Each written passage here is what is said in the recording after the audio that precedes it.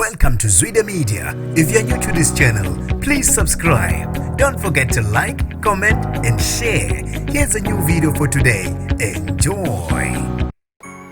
Ukhathazekile owesifazane waseStenga uphela isikejana okhala ohlukunyezwa ubaba wezingane zakhe uSimama Mzoneli. Lo wesifazane ufaka ivideo enkundleni zokuxhumana la beveza khona usizi lakhe emva kokushaywa abe maboko uboko. Ube sebhala ukuthi asisekho ndawonye sekunyaka sahlukana mina naye. Angifuni ukuveza ukuthi ikupha kuthathile kodwa sengokwesibili ekwenza lokhu ngishaya kanje selokhu usahlukana. Ngizamile ukuthi ngibe umngani wakhe njengoba sesineyingane kodwa indlela aziphatha ngayo lokho iqhubeke njalo nokudlanga. Uthi bengisitshela ukuthi sizosebenzisana njengabazali kodwa ngiyabona ukuthi lokhu hayi impela akulungi. Ngiyabona ukuthi into sizosebenza njengamanje yenkantolo. Uthi ke kuphela amahora amane ngifonela amaphoyisa kodwa akekho ke oke wafika. Lesigameko ukuthi senzeka ngethuba zabo 2 ekseni wafonela amaphoyisa kwaze kwasa amaphoyisa engafikile ukuzozwa isayidi lakhe. Bafethu ke abantu baphatheka kabi kakhulu